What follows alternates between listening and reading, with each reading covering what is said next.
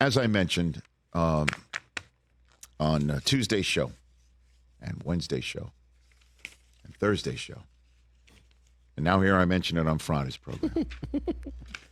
Spending the day in the Rose Bowl with Suze and the kids and my nephew Jack and the Stool Presidente and everybody else that was around me. What was it, Joel? Joel Klatt was there? Joel Klatt was behind me.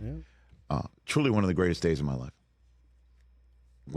And I part of that is because, again, I spent time in the press box in my senior year of college covering Bo Schembechler's final game, and I was able to point up to the booth and say, see that press box? I sat on the 50-yard line once.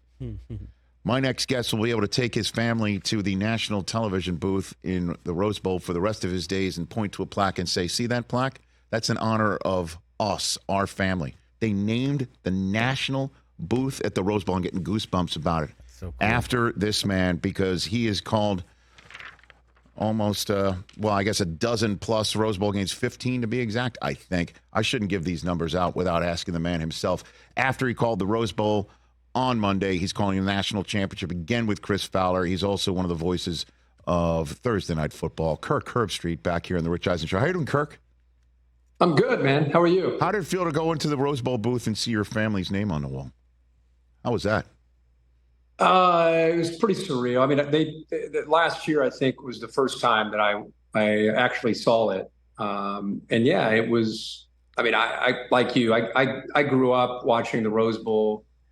It'd get dark outside around 4:30. It's gray, and you turn on the Rose Bowl, no matter who was playing in it, and you're just in awe of watching the Rose Bowl. And that was my view of it my whole life. And then to be able to get into broadcasting and one day call it, it's, for me personally, I've had some neat stuff happen in my life as a broadcaster. That's the greatest honor I've ever received, is that when they named the booth after my family and I. And I just called my 16th, which is I just passed Keith for the most to ever do the Rose Bowl. So yeah, it's and then to be able to call that one, Chris and I always talk about which one's our favorite because we've called so many together.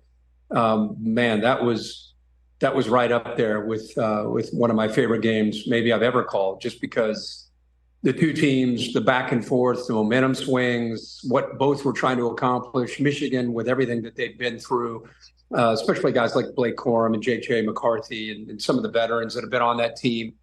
They had their breakthrough moment beating Ohio State in 21, and it was such a big celebration there in Ann Arbor. And only a month later to go down to Miami, and I think they really put so much into beating Ohio State. It just wasn't quite the same team. And then they come back a year later, a lot of the same players, and they beat Ohio State again, and it's like, okay, now we go, and they're playing with on paper anyway, an inferior team in TCU, and they lose, and it's like, oh my gosh. Come back a third time, they beat Ohio State again. But there was a different focus, as you know, being such a Michigan fan, with these guys. Even when Jim was suspended early, when Jim was suspended late, the noise around the program. Sometimes you look at championship teams, whether it's the NFL or college football, there's a player-led focus that great teams have. And this Michigan team has had it this year.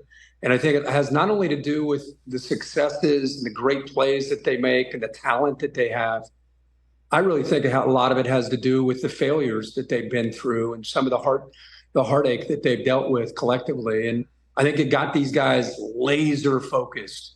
I don't want to say they're just an autopilot, but man, these dudes are on a mission. And to be challenged the way they were, of all people, Nick Saban in Alabama, and to answer the call in overtime, it was cool. It was it's a great story, and we'll see, because you're playing a team that's kind of has the same mojo going for them. They've been doubted all year, and Washington always seems to find a way to win. So I think that's the fun part of Monday night. It's who can finally be the team that has the will to win that last game. Catch the Rich Eisen Show every single day on the Roku channel, 12 to 3 Eastern, for free.